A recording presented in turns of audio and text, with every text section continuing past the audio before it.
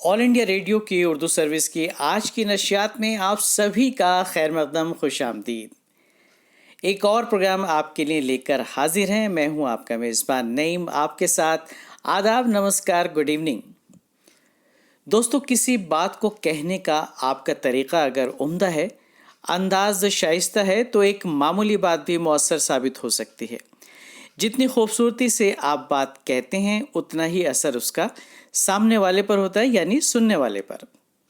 हुआ यूं जनाब अली, आपका ये दोस्त ये नाचीज़ एक रास्ते से गुजर रहा था, तो नज़र पड़ी एक फुट ओवर ब्रिज के थंब पर लिखी गई इबारत पर, और उस पर लिखा था, मुस्कुराइए क्योंकि आप सीसीटीवी कैमरे की निगाह में हैं। एक ऐसी बात जिस पर आम तौर पर आवाम का रद्द अमल बड़ा अजीब व गरीब होता है, और सीसीटीवी कैमरे के मुतालिक मालूम होते ही बजाय मुस्कुराने के लोग बाग बड़े ही कॉन्शियस हो जाते हैं और अजीब से अंदाज में उसके सामने से गुजरते हैं। बहरकैफ, बात को कहने का अगर आपका अंदाज खूबसूरत है तो वो सुनने वाले पर असरअंदाज होती है। कबीरदास ने शायद इसीलिए कहा है, ऐसी बानी बोलिए मन का आपा खोए, औरन को शीतल करे आपहु शीतल होए। यानी जनाब, मीठी ज़बान से ही दिल जीते जाते हैं। और दोस्तों, एयर इंडिया एक्सप्रेस का एक मुसाफिर बरदार तैयारा कल हादसे का शिकार हो गया। ये हादसा कोझिकोड के करीपुरी हवाई अड्डे के रनवे पर लैंडिंग करते वक्त पेश आया और उसमें काफ़ी लोग जाँ बहक हो गए। ये फ़्लाइट दरअसल दुबई से केरला के लिए आ रही थी और हादसे का शिकार तमाम अफराद के तईं हमारी पूरी टीम की तमाम तर हमदर्दियाँ उनके साथ हैं।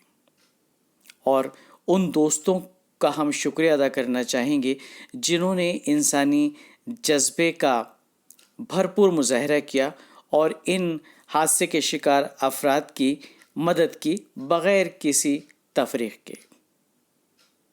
और आइए अब सुनते हैं पुला पंडिता साहिबा से अहम खबरों की सुर्खियाँ। नईम आदाब और तमाम दोस्तों को मेरा आदाब, नमस्कार। ये हैं अहम खबरों की सुर्खियाँ।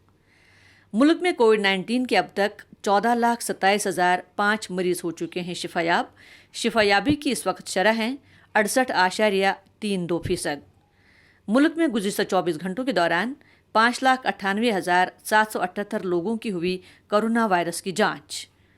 वज़ीर ख़ारिजा एस जयशंकर ने ऑस्ट्रेलिया, जनूबी कोरिया, ब्राज़ील, इसराइल और अमेरिका के वज़राए ख़ारिजा से की बातचीत के दौरान कोविड-19 की सूरत हाल समेत मुख्तलिफ अमूर पर हुआ तबादला ख्याल। गरीब लोगों को 250 रुपये से कम दाम में कोविड-19 का टीका फराहम करने के लिए पुणे के serum institute of India and global vaccine alliance ने गेट्स फाउंडेशन से किया मुआहिदा। कश्मीर पर वज़राए ख़ारिजा की खुसूसी मीटिंग बुलाए जाने के बाद पाकिस्तान ने इस्लामी कॉन्फ्रेंस तंजीम को छोड़ने की दी धमकी। रूस अगले हफ्ते जारी करेगा कोविड-19 का टीका। बेलारूस में इतवार के रोज़ होंगे सदारती इंतखाबात। केरल के कोझिकोड में हवाई अड्डे पर मुसाफिर तैयारा तबाह, कम अज़ कम 18 अफराद हलाक। मर्दों के T20 2021 आलमी कप क्रिकेट टूर्नामेंट की भारत करेगा मेज़बानी, जबकि ख़वातीन का T20 टूर्नामेंट 2022 तक मअतल। और तालीम की नई पॉलिसी नए भारत की होगी बुनियाद, वज़ीर आज़म।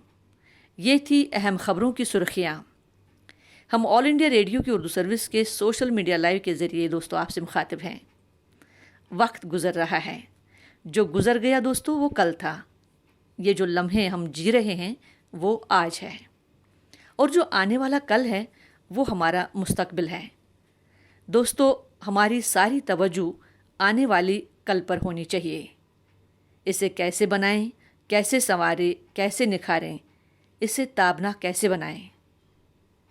इसी हौसले और आज़म के साथ बढ़ते हैं अपने प्रोग्राम में आगे। आज हमारे प्रोग्राम के साथ जुड़ रहे हैं एक मारूफ क्लासिकी फ़नकार, सारंगी नवाज़ मुराद अली ख़ां। मुराद साहब बचपन से ही उर्दू सर्विस सुनते आए हैं और आज इत्तेफाक से या हमारी खुशकिस्मती मानिए खुद ही सामईन के रूबरू अपना फ़न पेश करने जा रहे हैं। मुराद अली खां सारंगी पर राग मिश्र तिलक आमोद का मुजाहरा कर रहे हैं। लीजिए लुत्फ़ उठाइए। आदम बरसे में मुराद अली ख़ान। उर्दू सर्विस हम सभी का बहुत चहीता एक चैनल है जिसको हम बचपन से सुनते आए हैं। अलग अलग उर्दू सर्विस में जो प्रोग्राम हुए हैं, चाहे वो गज़लों के हों, मुशायरे हों या दीगर उर्दू की अलग अलग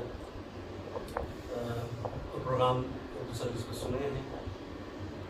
मुझे ज़ाती तौर पर उर्दू बहुत पसंद है और उर्दू गज़लें बहुत पसंद है, इसलिए बचपन से मेरी बड़ी ये चाहत रही कि जब भी उर्दू सर्विस के प्रोग्राम आए मैं सुनूं और उसको इंजॉय कर सकूं। मेरी बहुत बहुत मुबारकबाद है उर्दू चैनल के सभी कार्यकर्ता को जो उसमें बहुत अच्छा काम कर रहे हैं और आगे आने वाले कल में भी अच्छे से अच्छा काम, अच्छे से अच्छी उर्दू सर्विस के कार्यक्रम जितने प्रोग्राम हैं वो पेश करेंगे ताकि हम सभी उसको इंजॉय कर सकें। एक छोटी सी चीज़ मैं पेश खिदमत करूँगा। हमारे हिंदुस्तानी क्लासिकल मौसीकी की जो एक फॉर्म है ठुमरी दादरा, उसमें मैं एक छोटी सी चीज़ बतौर हाज़िरी उर्दू सर्विस की खिदमत में पेश कर रहा हूँ। अब के सावन घर आ जा। बहुत बहुत शुक्रिया।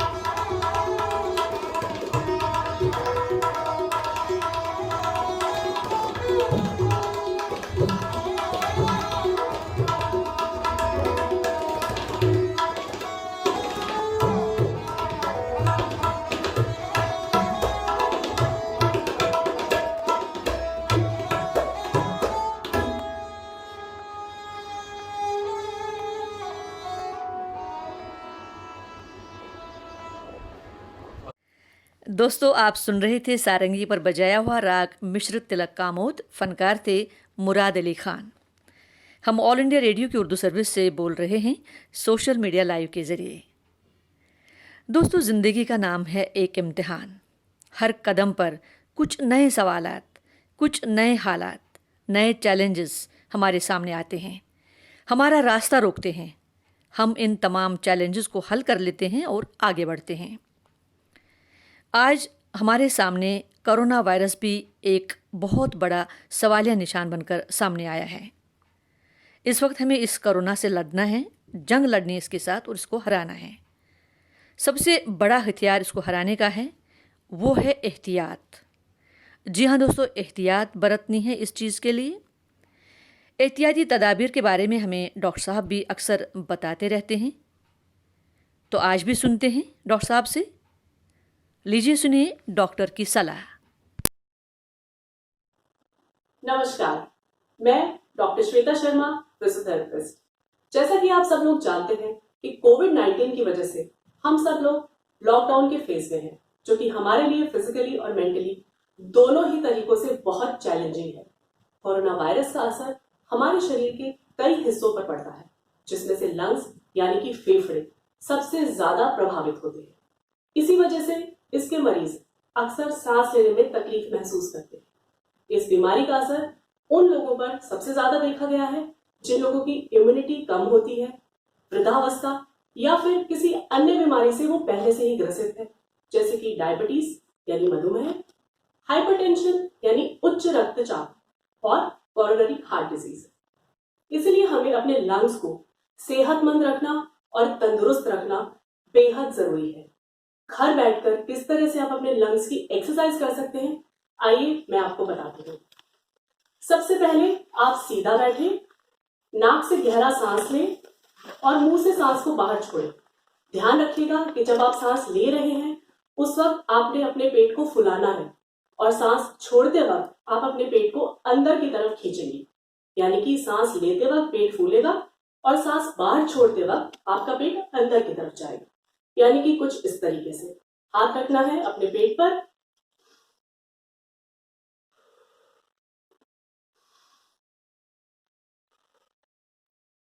ये है डायफ्रामेटिक ब्रीदिंग एक्सरसाइज। इस तरह से ये एक्सरसाइज आपको 10 से 15 बार दोहरानी है और दिन में नियम से आप इसको 4 से 5 बार कर सकते हैं। दूसरी है, अपने दोनों हाथों को अपने पसलियों के बराबर रखें और फिर से गहरा लंबा सांस लें। सांस लेते वक्त कोशिश ये करिएगा कि लंग्स के जिस हिस्से पे आपने हाथ रखा हुआ है वहां सबसे ज्यादा मैक्सिमम आपकी एयर उस एरिया में अंदर जानी चाहिए और फिर धीरे धीरे सांस को मुंह से बाहर छोड़ना है। ये प्रतिक्रिया भी आप 10 से 15 बार दोहराएं और दिन में इसको कम से कम 4-5 बार नियम से करें।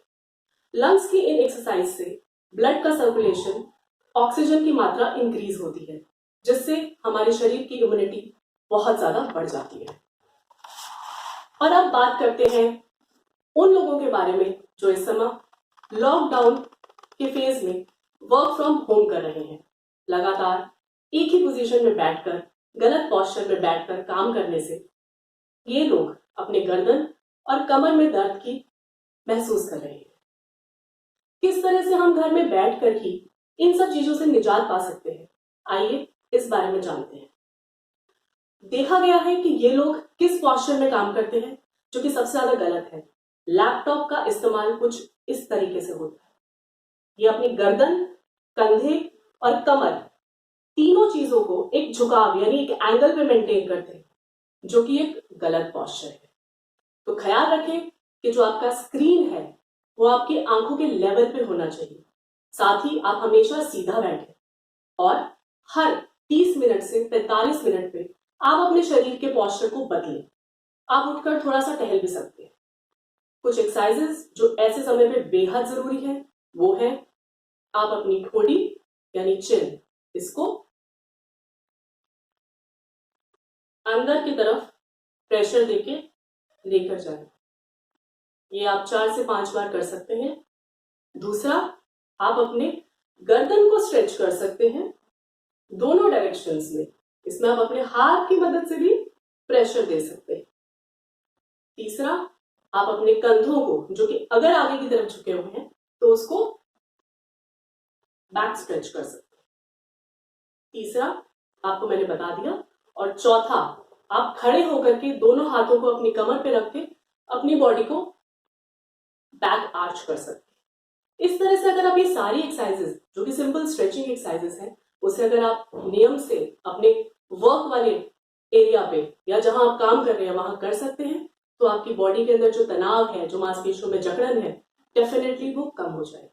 और ख्याल रखें, पूरे दिन में कम से कम 15 मिनट के लिए खाली पेट आप पलंग पर या किसी भी जगह पर पेट के बल उल्टा जरूर लें।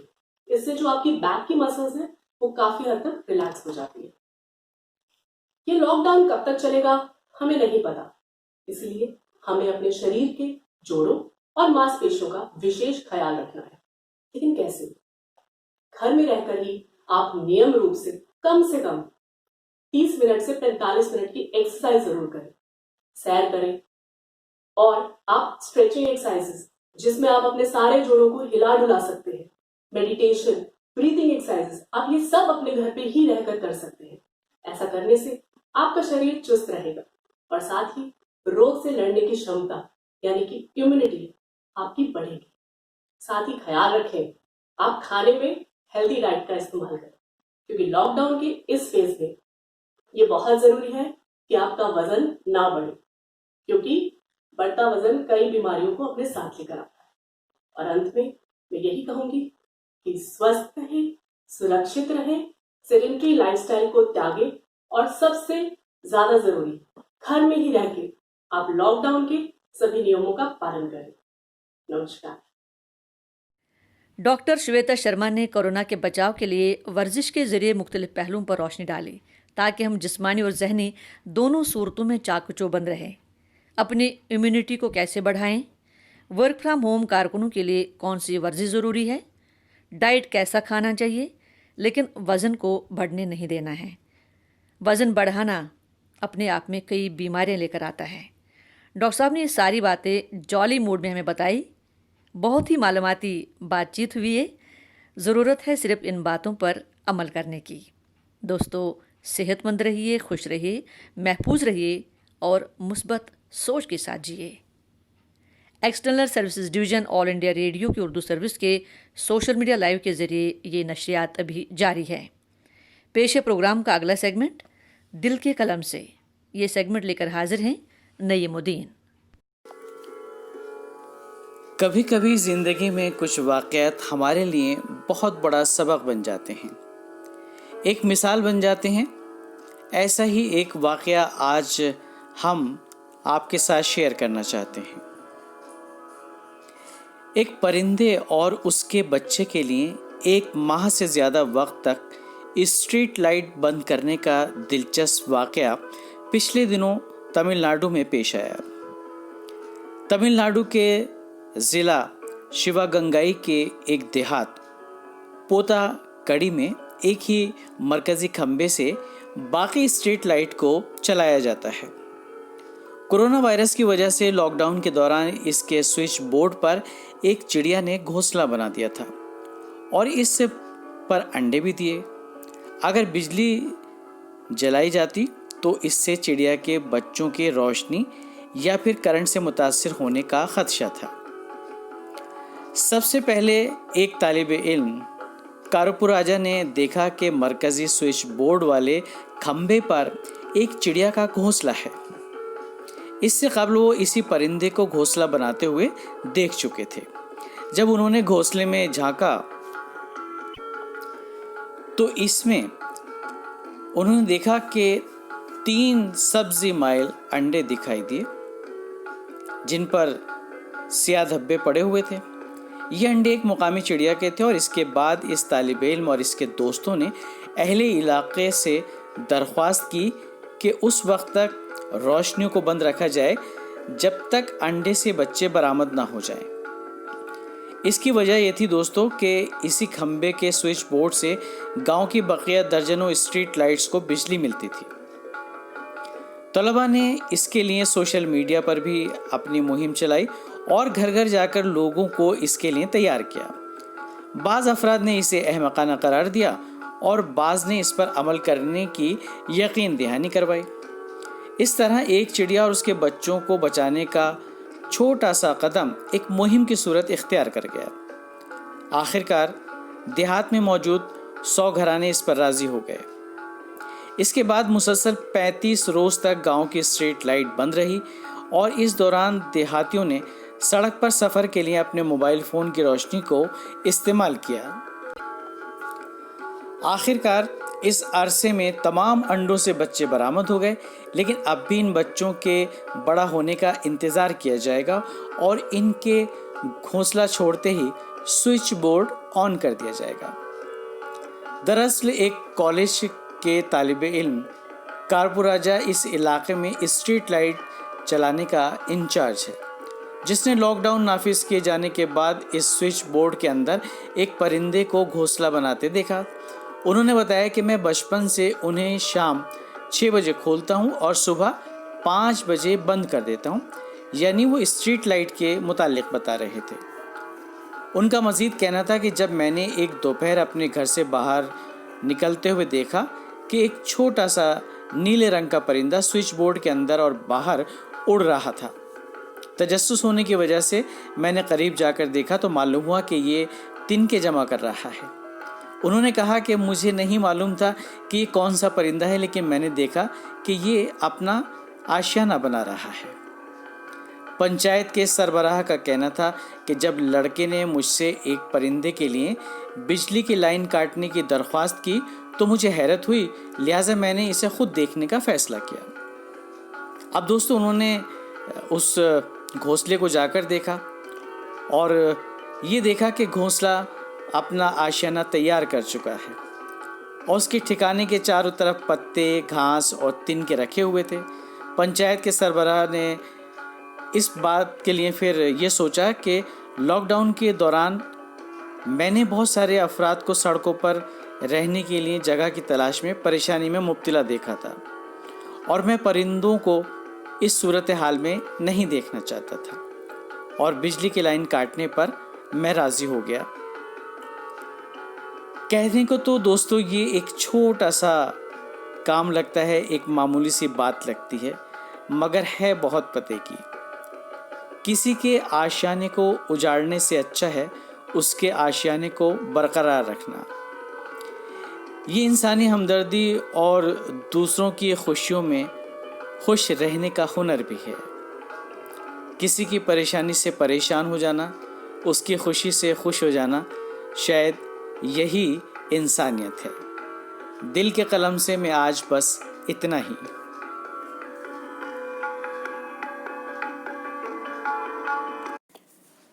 ऑल इंडिया रेडियो की उर्दू सर्विस की नशियात आप तक पहुंच रही हैं सोशल मीडिया लाइव के ज़रिए। कभी कभी इतने लोगों की भीड़ में भी कोई शख्स तन्हाई का एहसास करता है।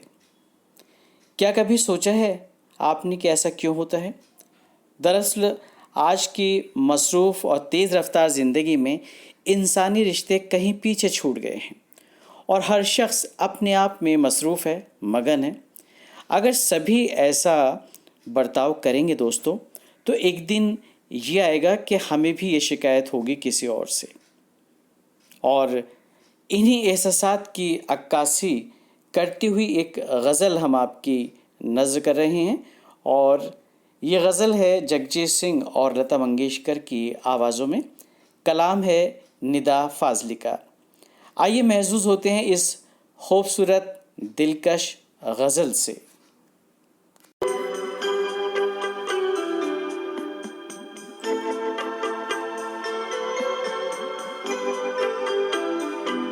हर तरफ हर जगह बेशुमार आदमी,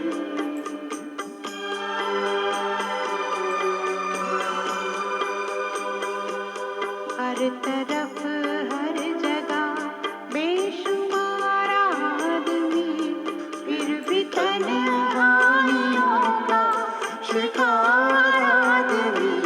हर तरफ हर जगह बेशुमार आदमी।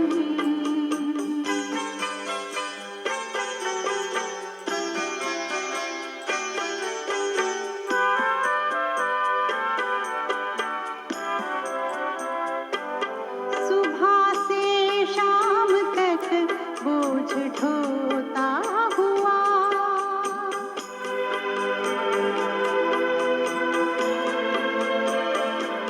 सुबह से शाम तक बोझ ढोता हुआ, अपनी ही लाश का खुद मज़ार आदमी, अपनी ही लाश का खुद मज़ार आदमी।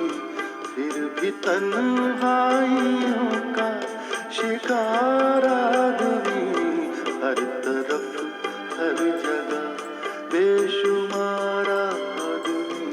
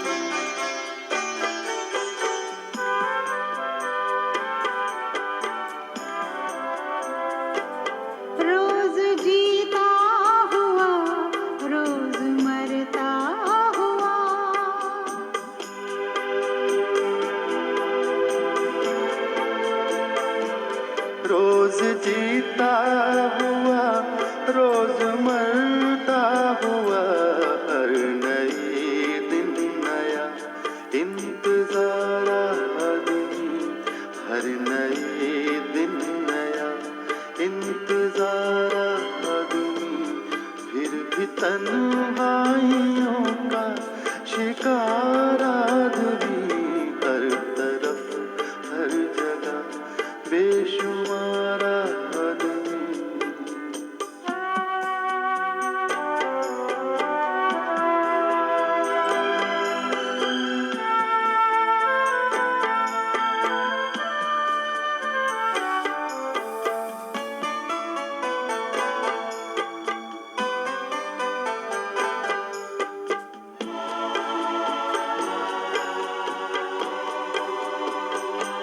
जिंदगी का मुकद्दर सफर दर सफर,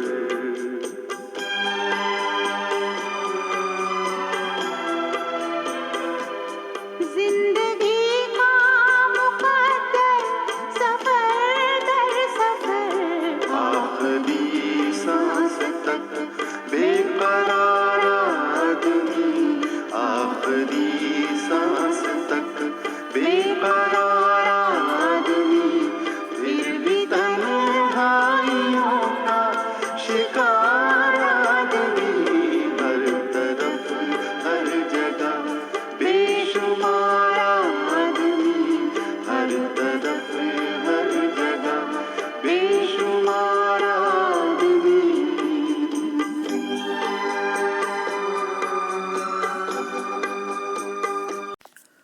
ऑल इंडिया रेडियो की उर्दू सर्विस की नशियात आप तक पहुंच रही हैं सोशल मीडिया लाइव के ज़रिए।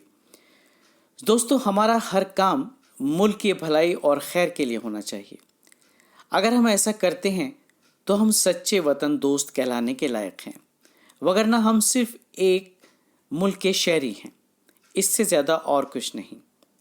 एक अच्छे और ज़िम्मेदार शहरी होने के नाते हमारा हर कदम अपने मुल्क की भलाई और तरक्की के लिए उठना चाहिए। इसी हवाले से आइए सुनते हैं आज का अक़वाल ज़र्रे पर मबनी शम्मे फ़रोज़ा। इंसान ख्वाह दुनिया के किसी भी खित्ते से ताल्लुक़ रखता हो, अर्ज़ वतन को महबूब रखता है और इसके लिए खैर खाही और खैर सगाली के एहसासात से ममलू होता है। वतन से इंसान की दिली वाबस्तगी एक तारीखी हकीकत है। रोज़े अज़ल से ही इंसान अपने इलाके से, अपनी सरजमीन से वालिहाना मोहब्बत करता आया है। वो अपने वतन की हिफाजत के लिए खून तक बहाने को न सिर्फ तैयार रहता है, बल्कि इसको अपने लिए बायसे सआदत भी तस्वुर करता है। तरह तरह की मौसमी और जुग्राफियाई सख्तियाँ और सोबतें बर्दाश्त करने के बावजूद वो अपना वतन छोड़ने के लिए आमादा नहीं होता। एक ज़माना था जब इंसान भूख और फाकाकशी की नौबत आ जाने पर भी रोजी रोटी के लिए अपना वतन तर्क करना बायसे आर समझता था। इंसान के लिए वतन महज एक जुग्राफियाई इलाका ही नहीं होता जहाँ वो पैदा होता है और परवरिश पाता है। वतन की तारीख में वो आबो हवा, तहजीब व सकाफत, तर्ज ज़िंदगी और माशरत, रसूम व रिवाज और वह अक़दार भी शामिल होती हैं जो इस इलाके से मखसूस होती हैं और इस इंसान के रगो रेशे में, दिलो दिमाग और खून में इस तरह शामिल हो जाती है कि वो इसके वजूद का जुज़्वे लाइनफक बन जाती है। इसके अलावा अजीज़ व अकारिब, दोस्त, अहबाब, रिश्तेदार भी जिनसे इंसान का दिली रिश्ता होता है, वतन से ही ताल्लुक़ रखते हैं। दरअसल वतन का तस्वुर महज किसी मखसूस जुग्राफियाई खित्ते तक ही महदूद नहीं है, बल्कि इसमें इस मखसूस मुल्क में आबाद सभी लोग भी शामिल होते हैं। चुनांचे अपनी जाए पैदाइश या उस मुल्क के साथ जहां इंसान पैदा होता है और आबाद होता है, खैर खाही का जज्बा रखने से ही वतन दोस्ती के तकाजे पूरे नहीं हो जाते। अपने वतन की सरजमीन के साथ साथ इसमें आबाद तमाम अहले वतन के तईं खैर खाही और अपनायत का जज्बा रखना और इसका अमली सबूत देना भी वतन दोस्ती का तकाजा है। हर मुल्क में मुख्तलिफ रंग व नस्ल के लोग आबाद होते हैं। इनके अकायद और मज़ाहिब भी एक दूसरे से मुख्तलिफ हो सकते हैं। इनमें सियासी नज़रियात का फ़र्क भी हो सकता है। इनका रहन सहन, रस्म व रवाज, खुर्दनोश के तरीके और इस मामले में पसंद नापसंद का भी फर्क हो सकता है। इनके लिबास एक दूसरे से मुख्तलिफ हो सकते हैं। इनकी जुबान और बोलियों में जमीन आसमान का फर्क हो सकता है, लेकिन हर किस्म के इख्तिलाफ और गोनागुनी के बावजूद एक शय जो इन सब को रिश्ते वहदत में पिरोती है वो वतन होता है। और वहदत का ये रिश्ता दीगर सब रिश्तों से बुलंदतर होता है। अगर किसी मुल्क के बाशिंदे वहदत के इस रिश्ते की अहमियत नहीं समझेंगे और इस पर अपने अपने रंग नस्ल, अकायद व मसालिक, तहजीब व सकाफत, रसूम व रिवाज की बुनियाद पर एक दूसरे के साथ तफरीक का बर्ताव करेंगे तो इस तरह के बेशुमार मसाइल पैदा हो जाएंगे जिनसे मुल्क की सलामती व सालमियत और मुल्क में खैर सगाली, इत्तेफाक व इत्तेहाद के माहौल को खतरा लाहक हो जाएगा। हमारा मुल्क हिंदुस्तान एक बेहद वसी व अरीज मुल्क है और इसके तूल अर्ज में जितनी गोनागोनी, तनव्वु और रंगारंगी है उतनी शायद ही दुनिया के किसी और मुल्क में हो।